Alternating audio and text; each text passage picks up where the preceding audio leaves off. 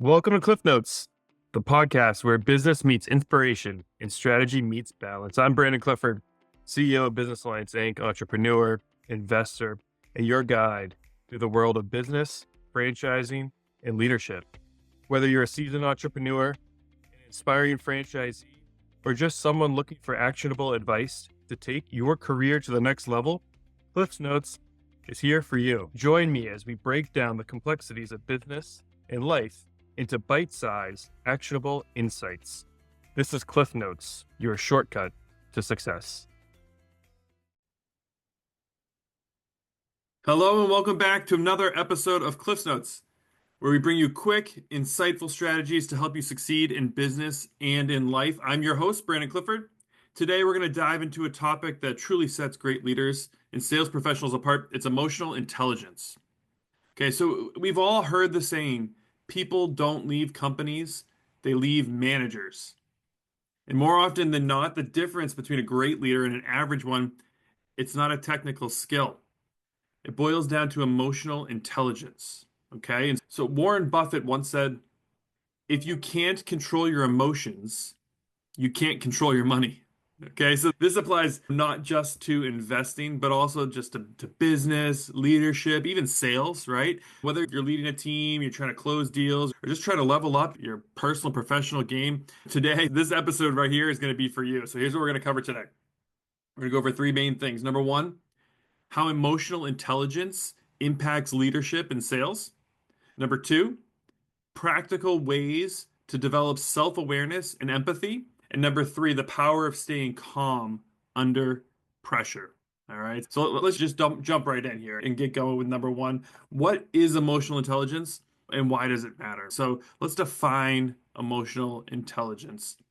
Okay, it's the ability to recognize, to understand, and manage your own emotions. Okay. And while also being able to recognize, understand, and influence other people's emotions. Okay. And so Harvard Business School research, it shows that emotional intelligence accounts for nearly 90% of what sets high performers apart from their peers.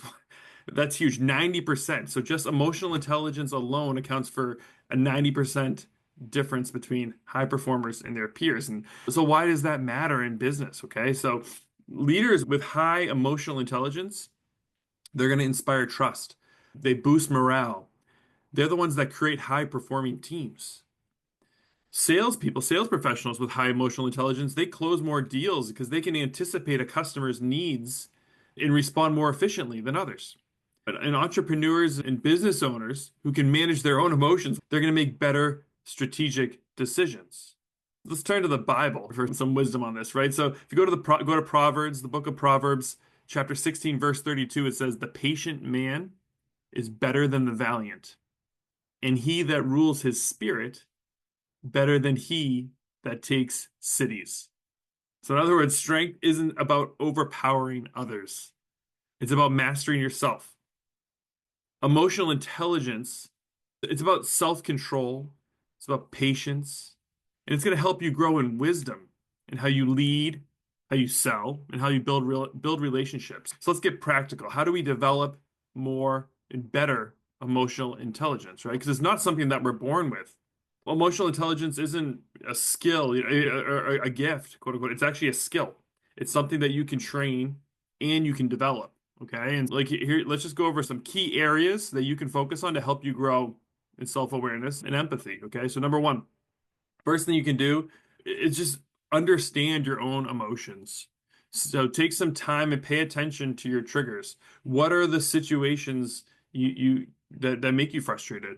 What causes anxiety for you? What makes you stress? A great way to do this, maybe it's some journaling or even just simple self-reflection, doing a quick, it's called an examination of conscience at the end of the day, every single day, and review in your day what situations frustrated you, where did you become angry. Another great way to grow in self-awareness is actually to seek feedback from others. Okay, we see ourselves in a light that others can't, right? Or can't, others see us in a light that we can't see ourselves, right? We have blind spots around us all the time, right? And so if you seek feedback from others, it can be very telling to how you manage your emotions. All right, so seek out a trusted partner, whether it's a spouse, a sibling, a good friend, a coworker, a business partner, someone who you know will be brutally honest with you, who won't judge you and you won't judge them, and share it with each other. Tell each other about your blind spots. That's going to help you grow and understand your own emotions, right? So, great quote from Peter Drucker. He's a legendary business consultant. Lots of great books he's written. If you can go seek him out, says if you cannot manage other people unless you manage yourself first, right? So that's why it's important to understand your own emotions. If you can't manage yourself, you're never going to be able to manage people, right? So a simple tool to work on this is called the pause technique, right? And so basically, before reacting to some sort of a stressful situation, just take a breath, take a moment, just pause. Don't be in such a rush to respond to that text message, to that email, to that Facebook comment, whatever it might be. Take a minute, ask yourself, okay, why am I feeling this way? And what is the best response instead of just a fast response? Okay. So, number two, let's talk about empathy and understanding other people's emotions, right? So, how can we become better at understanding other people's emotions? So, first, listen. Listen to others and understand them. Don't just respond.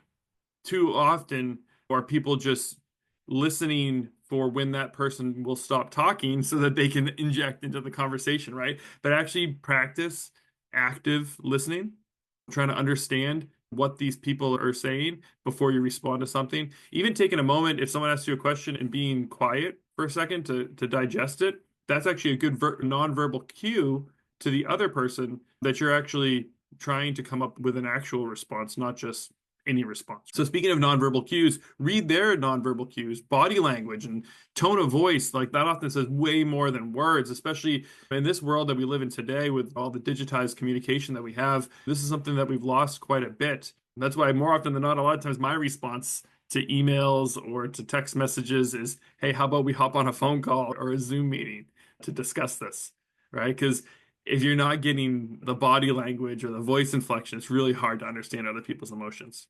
So just, constantly when you're in communications with others, you just need to ask yourself, if I were them, how would I feel in this moment? And that's not an easy thing to do, but the best way to understand other people's emotions is try to always look at it from their perspective. Okay. A quote to back this up from John Maxwell. He's a leadership expert, one of the best authors, great books out there as well. Find him, read him. People may hear your words, but they feel your attitude, right? So empathy in leadership and sales, it's not just about what you say, it's how you make people feel, right? And how you make people feel is going to lead to the results that that you will get. So next, how can we start to regulate our emotions? What you need to do is figure out how to stay calm under pressure, okay? Which is easier said than done. But here's some just simple tips that I've learned along the way of how to stay calm under pressure. First and foremost, try to reframe the situation, reframe the stress. Instead of seeing challenges, threats, and oh, the sky's falling, oh, nothing works out for me, see it as a growth opportunity. Okay. So this new, I don't know, you thought you had a deal that was closing tomorrow, and the individual says that a life situation happened and they need to push off the closing to next week. Okay, we don't see that as a threat. Oh, my deal's going to close. It's just an opportunity for you to make sure you dot your I's and cross your T's and you keep in touch, and it's not to keep it going until next week. And that kind of leads into the next tip for staying calm under pressure is make sure you always focus on your response on what you can control, right? And just control what you can. If it's not controllable, if it's a life situation, if someone's mother, spouse died uncontrollably, that's not something you can control, right? So don't let uncontrollables throw you off course. And so this a simple way to keep this going and stay calm is to develop some sort of a mental routine where you're going to step outside a couple times a day and get some fresh air. You're going to take a walk, just a quick 5-minute walk. If you work from home, maybe around your house, take a quick lap outside. You just do a quick breathing exercise. Get away from the screens. Get off the computer, get off the Zoom for a couple minutes, and go outside and take a quick walk. It'll help your mental routine before you go into those big, heavy meetings. Make sure you're taking care of your mental health. Quick quote from a Navy SEAL, Jocko Willink. He says, "Discipline equals freedom. If you control your emotions, you can control your outcomes." Okay, so let's go into how talk a little bit more deeply about staying calm under pressure, because in business, things are always going to go wrong, right? And like I said before, maybe it's a deal falling through. Maybe you have a tough client who's just always asking for more. Maybe it's a difficult conversation you have to have with an employee or a direct report. Maybe it's some sort of high stakes negotiation. You're about to close a big giant deal and the closing's happening. There's still some final pieces that you have to get together. Your ability to stay calm under pressure, that's going to make or break all those situations, right? So how can you handle that? Like we said before, to summarize it, reframe the situation, control what you can, and embrace patience, for sure, as wisdom, right? So go to the Epistle of St. James. It says, everyone should be swift to hear, but slow to speak and slow to anger. Okay, so that's emotional intelligence in action, right?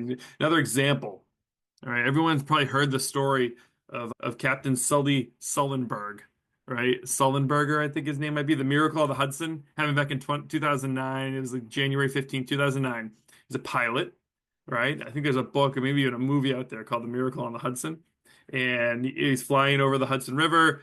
A flock of geese strikes his plane, flies right into it. Right during takeoff, just leaving LaGuardia Airport, causes both engines to fail. So the plane's quickly losing altitude. Sully has 208 seconds to act. 200 seconds, okay, to act.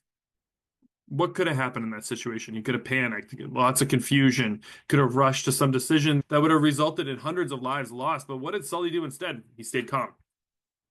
He quickly assessed the situation, rejected any sort of dangerous options. He didn't want to turn around and try to go back and land, right? And then he used clear communication with his crew and air traffic control. And he was able to execute a perfect water landing on the Hudson River. It saved all 155 passengers and all the crew, right? And in his own words, and I quote, says, one way of looking at this might be that for 42 years, I've been making small, regular deposits into this bank of experience, education, and training. And on January 15th, the balance was sufficient so that I could make a very large withdrawal. So it's just like Sully, great leaders in business, they're going to stay calm in all the small things. They're going to assess the situation logically and act decisively, building up that bank of experience, especially when things go wrong, especially sales negotiations, financial setbacks, leadership changes, challenges, emotional intelligence. It's what's going to separate reactionary leaders from high impact decision makers. So remember, in a moment of crisis, first thing to do is slow down, breathe, assess, and then make the best decision possible with all the information you have at hand. And at the end of the day, emotional intelligence, it's not about being perfect, but it's about being aware, adaptable, and resilient. All right, so let's recap today's key takeaways. Right, number one, emotional intelligence. It's the key driver of success in leadership and in sales. Self-awareness and empathy. It's going to help you connect, influence, and lead your people much more effectively. And under the most important thing is just try to stay calm under pressure. That's always going to give you an edge, whether it's in a negotiation, you're trying to close a deal, or just make a decision in life, right? So here's the challenge for you all here this week. What I want you to do is just pick one emotional intelligence skill to focus on. Start making deposits in that bank account of wisdom, right? So maybe it's going to be pausing before reacting or pausing before responding to an email. Maybe it's going to be listening more active, right? So when you're in a meeting, especially a virtual meeting, not being on your email during that meeting, right? Maybe it's going to be managing your stress a little bit better by taking a walk throughout the day, right? So just pick one of those emotional skills and focus on it this week, and then another one the next week, and another one the next week, right? So again, that's the note for today. Thank you guys so much for tuning in. I'd love to hear your thoughts. Drop me a message on LinkedIn, send me a DM if you're enjoying this show. And what's one key takeaway from today's episode that you're going to apply? Like we talked about before, share that in the comments, because once you share it, then it can become not just a pie in the sky goal, but an actual action that you will follow up on, right? But as always, if you found this episode helpful, and you know someone else who maybe struggles with emotional intelligence and you think it'll help them, share it with a friend or a colleague. Like I said, that's the note for today. Thank you so much for tuning into Cliff Notes. I'll see you next time. Thank you so much for tuning into this episode of Business Alliance Insights. I hope you're walking away with some valuable insights to help grow and strengthen your business. If you're looking to connect with other business leaders, franchisors, franchisees, brokers, or even just looking to explore more tools to scale your business, be sure to get connected to our BAI network and check out FranLink, our exclusive social media platform built solely for our members. You can learn more about it and everything Business Alliance Inc. has to offer by visiting businessallianceinc.com. Again, that's businessallianceinc.com. Don't forget to subscribe, leave a review, and share this podcast with other business leaders who are ready to take their businesses, their brands to the next level.